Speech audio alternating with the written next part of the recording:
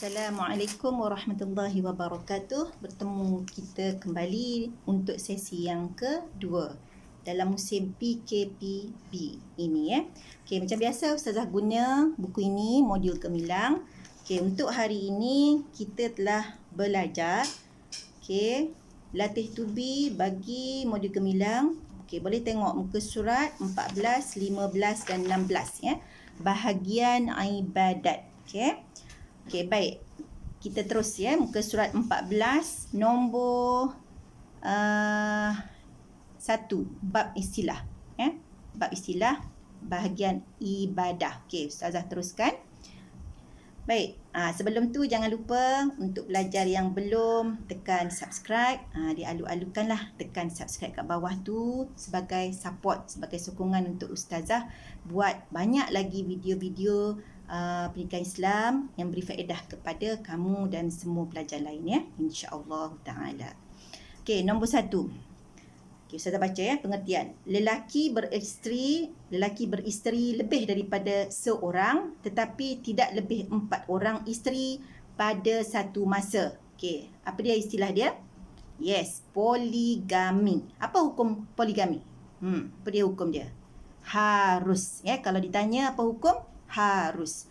Okey, nombor 2. Hak penjagaan anak yang masih kecil, yang belum mumayyiz dan tidak mampu menguruskan diri sendiri.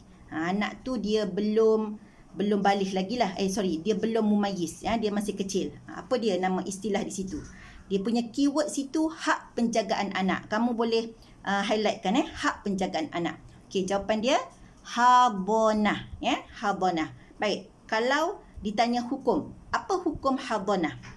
Jaga anak ni, apa hukum? Mestilah wajib.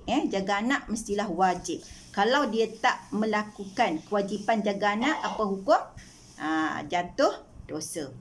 Okey, nombor 3. Pembatalan ikatan perkahwinan dengan kuasa qadi disebabkan syarat-syarat yang tidak dipenuhi semasa akad nikah. Apa tu? Okey, ni siapa minta cerai ni? Siapa minta batalkan perkahwinan ni? Isteri lah. Isteri minta supaya diceraikan. Jadi dia ada hak Hukum dia di sini ialah harus. Dia boleh buat apa? Fasakh. Dia boleh minta dengan qadi untuk dia diputuskan, diceraikan dia dengan suami dia. Jadi qadi dia akan siasat dululah. Dia tak terus terima, dia siasat dulu. Bila cukup syarat-syarat menyatakan memang si suami dia tak laksanakan tanggungjawab dia, sehingga menyebabkan isteri menuntut fasakh, maka pihak qadi boleh menyelesaikan masalah tuntutan fasakh isteri. Nombor 4. Keengganan isteri menunaikan kewajipan terhadap suami tanpa alasan yang munasabah mengikut hukum syarak. Kewajipan apa? Contoh, si suami suruh benda yang baik pada isteri tapi isteri tak nak buat. Contoh, suami suruh isteri pakai tudung. Isteri kata tak nak pakai tudung. Dia lawan ke, dia engkar dengan keras ke sebagainya. Okey, di situ apa istilah yang kita panggil? Nama dia apa? Nusyuz.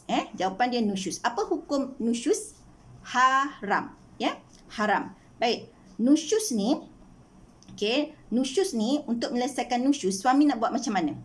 Macam mana suami nak lakukan? Suami nak selesaikan masalah isteri nusyuz. Suami tak boleh tolak tepi terus. Salah. Pertamanya suami mesti nasihat dulu. Suami nasihatkan dulu isteri dia supaya isteri dia ubah perangai. Dan suami sendiri kena tunjukkan tingkah laku yang baik kepada isteri supaya isteri mudah ikut. Satu. Yang kedua, kalau tak dengar juga, si suami boleh pisahkan seketiduran. Maknanya dia tak nak tidur sama. Suami tidur bilik lain, isteri tidur bilik lain untuk pengajaran, untuk didik si isteri dengan harapan isteri dengar cakap suami.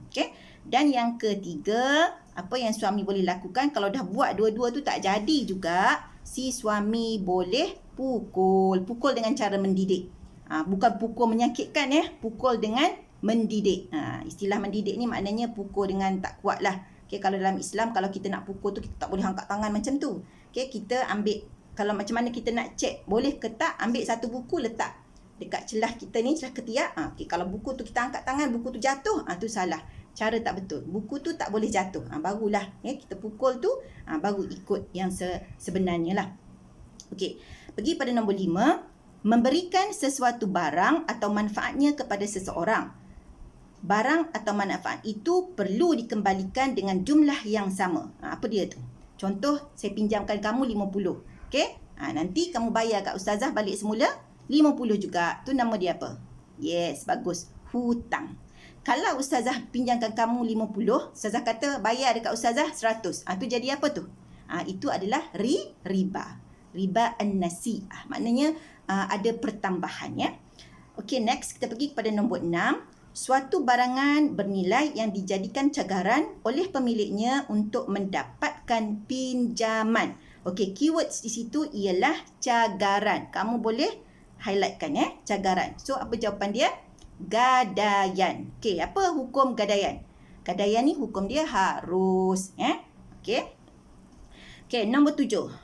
Menziarahi Baitullahil Haram kerana mengerjakan ibadah tertentu pada bila-bila masa mengikut syarat-syaratnya. Key dia di sini ialah bila-bila masa. Ziarah Baitullah, ziarah Kaabah, masa dia bila-bila masa. Bila-bila masa maknanya tak terikat kepada masa tertentu. So apa tu? Yes, umrah. Bukan haji Kalau haji dia mesti cakap masa yang tertentu. Itu beza dia antara umrah dengan haji. Okey, pergi pada nombor 8. Perjanjian perkongsian terhadap sesuatu perkara yang dilaksanakan oleh dua pihak atau lebih. Okey, key di sini ialah perjanjian perkongsian. Apa? Perjanjian perkongsian. Key dia di situ. So, yes, syarikat jawapan dia. Okey, apa hukum syarikat? Syarikat ni perkongsian lah. Okay? Seorang ada modal, seorang lagi ada kemahiran. Jadi dia berkongsi tubuh syarikat kat situ. Hukum dia harus. Apa maksud harus? Buat tak apa, tak buat tak apa. Itu maksud harus Baik, nombor 9. Berada di padang Arafah walaupun hanya sekejap di antara gelincir matahari pada 9 Zulhijjah hingga terbit fajar pada 10 Zulhijjah. Apa maksud di situ? Key dia ialah kamu highlightkan berada di padang Arafah. Okey, key dia apa? Berada di padang Arafah. So, apa jawapan dia? Wukuf. Wukuf ni ada tak dalam umrah? Ada tak?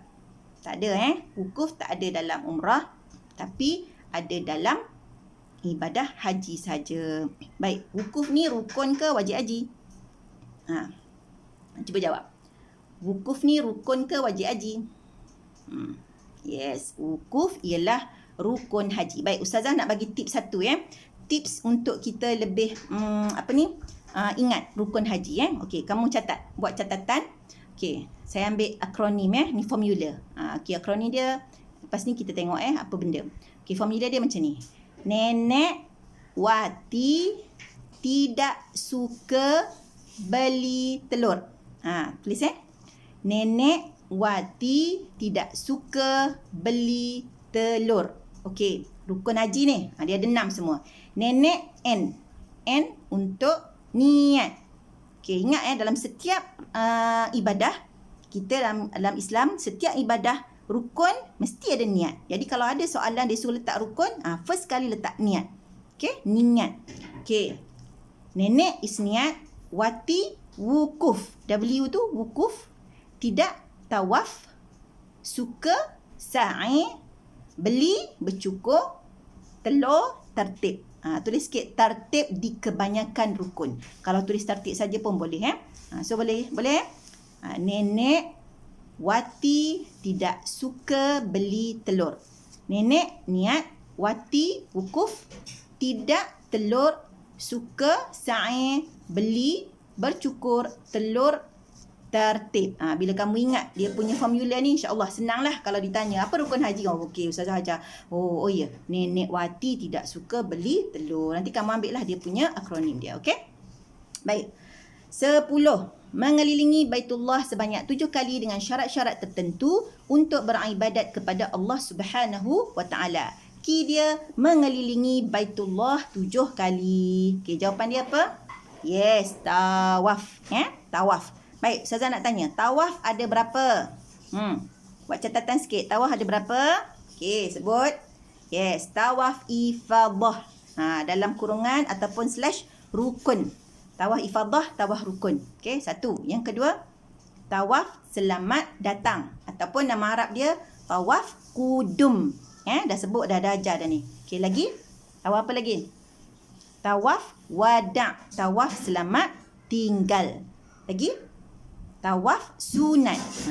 Tawaf selamat tinggal ni wajib. Okey, tawaf sunat.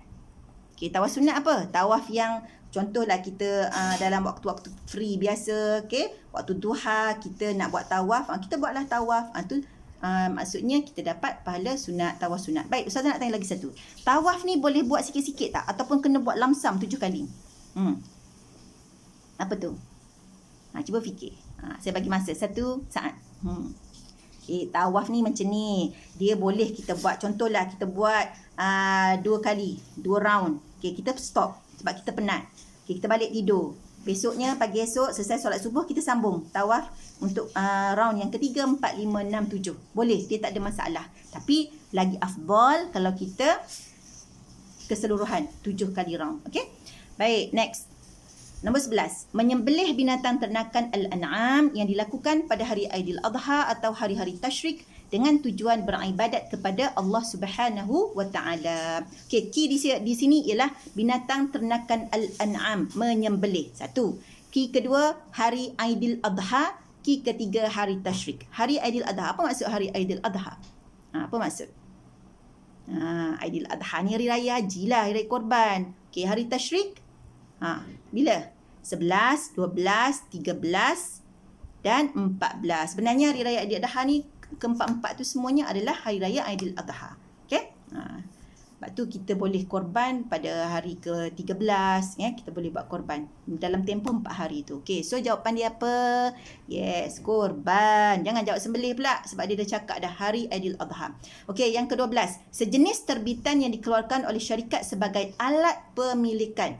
Tu terbitan tu. Kamu highlightkan dia. Okey, apa dia? Yes, saham. Baik, saya nak sentuh balik semula nombor 11 tadi. Sekiranya ada soalan minta supaya dibuat perbezaan. Okey, contohlah perbezaan di antara sembelihan dengan korban ataupun korban dengan akikah. Okey, bila soalan perbezaan, saya nasihatkan kamu buat kotak. Okey, buat kotak, 2 kotak. Okey, satu tajuk dia korban, satu tajuk dia sembelihan. Contohlah dia nak bezakan 2 benda ni. Jadi buat kotak, lepas tu buat item apa yang nak dibezakan. Okey? Contoh dari segi apa? Sebab. Okey? Kemudian dari segi hukum. Kemudian dari segi pelaksanaan. Contohlah.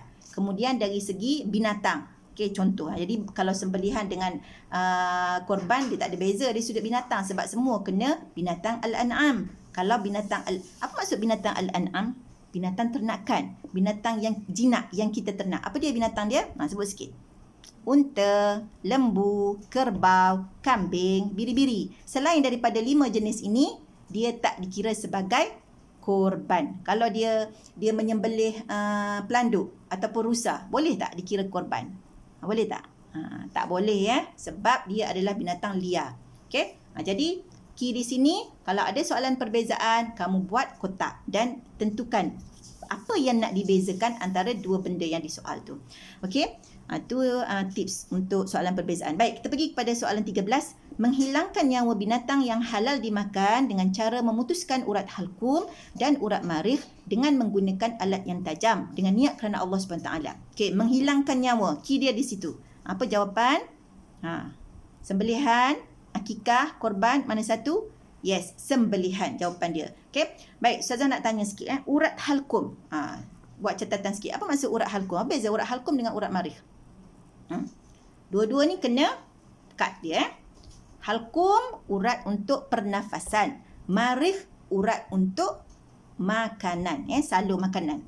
Halkum ni kat tengah-tengah ni lah urat salur untuk kita bernafas Baik, 14. Denda yang dikenakan kepada orang yang melakukan kesalahan semasa mengerjakan haji ataupun umrah kerana meninggalkan perkara-perkara wajib haji atau wajib umrah atau melakukan perkara-perkara yang dilarang semasa ihram. Key dia denda. Denda masa haji dan umrah. Awak highlightkan perkataan tu. Apa dia? Mestinya dam. Jawapan dia ya, dam. Okey, dam ni ada berapa jenis? Ada 4 jenis ya. Baik, okey, nombor 15. Menukarkan barang dengan barang mengikut cara tertentu. Kita tukar barang dengan cara tertentu. Apa dia ni? Key dia tukar barang. Yes, jawapan dia jual beli. Apa hukum jual beli? Harus. Okey, 16. Apabila satu kumpulan berikrar untuk mengumpul dan menggambling usaha serta sumber bagi mengadakan pakatan untuk saling bekerjasama dan tolong-menolong apabila ditimpa musibah. Okey, apa benda ni? Jawapan dia takaful ataupun insurance. Sebenarnya takaful tu lagi tepat lah kalau dari segi Islamik ya. Takaful yang Islamik. Kalau insurance tu biasanya yang non-Islamik lah. Tapi kalau buat jawapan tu buatlah takaful/insurance. Okey, 17. Penyembelihan binatang ternakan, yakni binatang al-an'am. Ingat Al-an'am apa maksud? Binatang ternakan. Yang 5 binatang yang Ustazah cakap tadi. Yang dilakukan ketika mencukur rambut bayi yang baru dilahirkan sebagai tanda kesyukuran kepada Allah SWT. Okey, key dia di sini ialah mencukur rambut bayi. Awak highlight lah key ni ya. Lepas tu tanda kesyukuran. Okey, apakah nama istilah tersebut? Yes, nama dia akikah. Okey, kalaulah di soal ya perbezaan antara korban dengan akikah, kamu buatlah. Macam tadi saya ajar tadi, buat petak, kemudian buatlah item yang nak dibezakan apa dia, tujuan dia, masa dia, hukum dia. Okey? Baik, contohlah apa hukum? Balik semula kepada nombor 11 tadi. Okey, korban. Apa hukum korban? Apa hukum korban? Sunat ya. Sunat apa? Sunat muakkad ya, sunat yang dituntut. Okey, orang yang berkorban ni boleh makan tak daging dia? Daging yang dia dikorban tu. Boleh ya, tak ada masalah. Kalau dia bernazar, boleh tak makan? Di sini ada masalah sikit di mana orang yang berkorban dia kalau makan haram. Okey? Baik. Okey, kalau dia bernazar lah. Kalau dia tak bernazar, boleh makan je. Tak ada masalah. Next. Soalan seterusnya. Baik. Nombor 18. Akad yang menggunakan lafaz nikah atau bahasa-bahasa lain yang memberi makna nikah yang menghalalkan lelaki dan perempuan melakukan persetubuhan. Akad. Okey, highlightkan akad, highlightkan lafaz nikah. Okey, apa maksud dia? Yes. Perkahwinan. Ya. Jangan jawab walimatul urus pula. Walimatul urus ni untuk kenduri, majlis perkahwinan tu. Kalau dia kata ada akad di situ, kena ada kena jawab perkahwinan. Okey. Kalau dia soal, berikan maksud perkahwinan. Okey, macam nak jawab? Perkataan akad mesti ada. Ya, kalau tiba-tiba je dia cakap perkara yang menghalalkan lelaki dan perempuan, tu salah. Kira salah. Dia mesti ada akad. Akad yang menghalalkan hubungan antara lelaki dan perempuan. Okey, lafaz nikah digunakan dalam akad. Ya, ada apa ni? Ijab dan qabul. Okey, 19. Lamaran daripada seorang lelaki kepada seorang perempuan untuk dijadikan isterinya. Lamaran ni ada 2 kan? Apa dia? Satu nama dia lafaz terang. Lafaz terang macam mana? Soreh, maksud soreh. Lafaz yang kedua ialah lafaz kinayah. Kinayah maksudnya macam mana? Kiasan. Okey, lafaz soreh macam mana? Teranglah. Okey, saya nak kat awak lah. Macam tu kan? Saya nak pinang awak lah. Okey, lafaz kinayah pula, saya teringin nak menyunting bunga di laman. Bunga tu dah semakin mekar. Tu contoh kinayah ya. Okey, jawapan dia meminang. 20. Mengunjungi Baitullahil Haram di Mekah kerana mengerjakan ibadah tertentu pada masa tertentu dengan syarat tertentu. Ni, ada masa tertentu. Apa dia? Yes, haji. Okey, haji ada berapa jenis? Ada 3 ya. Okey, haji tamattu', haji qiran, haji ifrad. Mana haji yang paling afdal? Haji ifrad. Sebab apa paling afdal? Sebab haji ifrad ni memerlukan komitmen yang sangat tinggi. Okey, di mana dia memerlukan kecekalan hati. Dia sanggup lama berada dalam ihram dan melindungi diri dia daripada melakukan perkara yang diharamkan. Okey, kalau tamattu' dengan qiran, dia sekejap je. Okey, sebab tu dinamakan tamattu', dinamakan qiran, tapi dia dikenakan dam. Siapa yang haji 2 ni dikenakan dam. Tapi ifrad tak perlu dam sebab itulah dia dikira sebagai haji yang afdal. Okey, seterusnya 21. Amalan yang mesti dilakukan dalam ibadat haji jika tertinggal salah satu daripada rukun hajinya tidak sah. Ingat, Kalau tinggalkan tadi tu, Nenek Wati tidak suka beli telur. Tinggal niat, tinggal wukuf, tak pergi wukuf, tak buat tawaf, tak buat sa'i, tak bercukur, tak ada tertib di kebanyakan rukun, maka dia dikira tak hajilah pada tahun itu. So jawapan dia apa? Kalau tak buat haji ni, dia tak buat benda ni, dia tak dikira sah haji dia. Ni adalah rukun haji. Kalau orang yang tinggalkan wajib haji, macam mana pula? Kalau tinggalkan wajib haji, sah haji dia selagi dia melakukan dam, denda tadi. Dam ni bukan denda nak tunjuk tak elok, tak. Dam ni adalah satu ibadat, ibadat supaya haji kita ni Allah terima. Okey, 22. Okey. Tempoh masa larangan berkahwin yang wajib dipatuhi oleh isteri selepas berpisah dengan suami. Apa nama dia? Iddah. Ni dah tahu kan bahagian-bahagian iddah kan. Suami ada dua ni keadaan.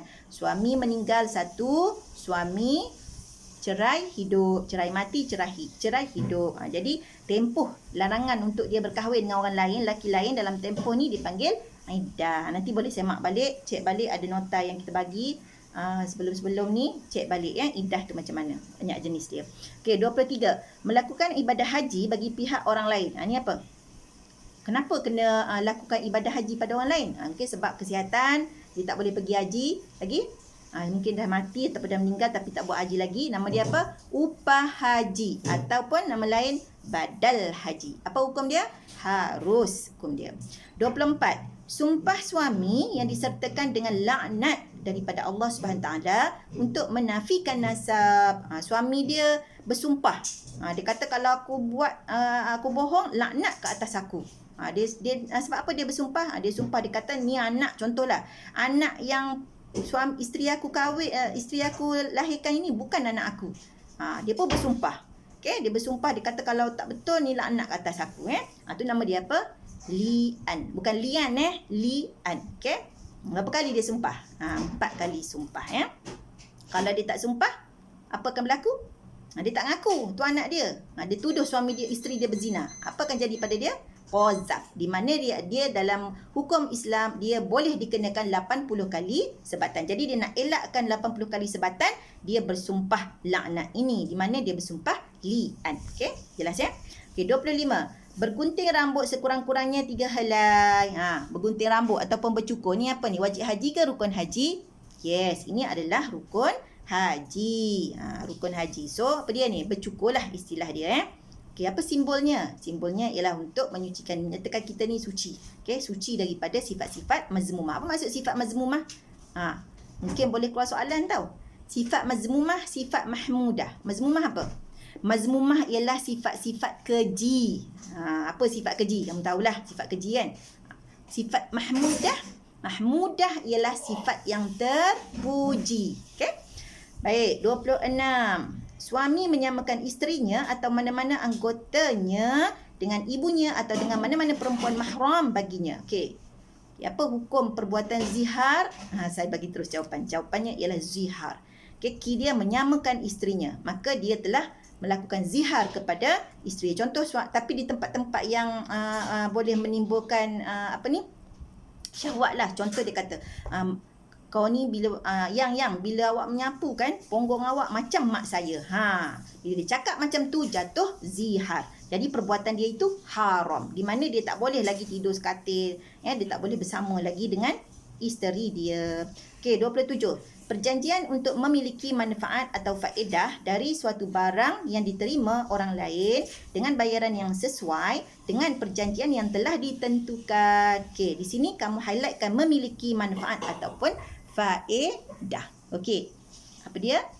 Yes, sewa. Jawapan dia sewa. Dia memiliki manfaat atau faedah. Contohlah rumah. Kita ada rumah. Okay, kita tak duduk. Jadi kita sewakan. Jadi orang yang menyewakan tu dia hanya memiliki manfaat. Dia ambil manfaat, yakni duduk di situ. Dan rumah tu still rumah kita, bukan rumah dia. Tu sewa. Okey, 28. Merungkaikan ikatan perkahwinan dengan lafaz talak, cerai atau yang mengandungi makna keduanya. Apa dia tu? Itu adalah talak. Ingat lagi lah. Talak apa? talak sunni, talak bain. Tu kena kaji jangan lupa tu talak-talak tu. Okey. 29. Kenduri atau jamuan yang diadakan untuk meraihkan perkahwinan. Ni kenduri. Apa jawapan dia? Walimatul urus. Maknanya kita buat kenduri untuk raikan perkahwinan. Jadi jawapan istilah dia ialah walimatul urus. Baik, dari segi hukum, apa hukum dia? Kalau awak jawab sunat saja salah. Mesti jawab sunat muakkad. Sebab hukum ni dia fakta. Jadi dia tak boleh ambil sikit-sikit. Dia kena betul-betul sunat muakkad. Okey, 30. Suatu pemberian wajib daripada suami kepada isteri sama ada dalam bentuk wang atau sesuatu yang bernilai selepas akad nikah. Okey, apa dia tu? Dia punya key dia di situ, kamu gariskan. Pemberian wajib dari suami kepada isteri. Wajib bagi ni. Kalau tak bagi, tak boleh. Jadi tak sah pula perkahwinan. So, apa dia? Mahar. Mahar. Okay? Mahar ni, beri hukum dia wajib. Sebut dalam akad ijab kabul tu sunat. Beza tu. Beri wajib. Sebut dalam akad sunat. Okey, mahar ada berapa? Yes, terbagi 2. Mahar misil, lagi satu mahar musamma. Okey, apa maksud mahar misil? Mahar misil ni ialah mahar yang dah ditentukan kadar mengikut kadar mahar saudara dia. Contoh, kakak dia dah kahwin sebelum ni. Okey, jadi mahar yang ditentukan untuk perkahwinan adik ni ikut kakak. Okay, kakak bawa 20,000. Saya nak macam tu juga. Itu mahar misil. Okey, untuk mahar musamma, misil. Ingat mahar yang sama dengan kakak. Tu misil. Misil tu kan sama.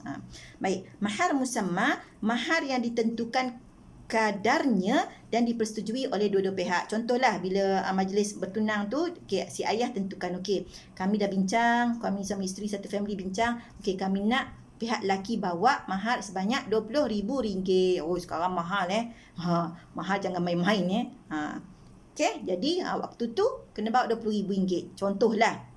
Itu namakan mahar musamma, ditentukan kadar pada waktu tersebut. Baik.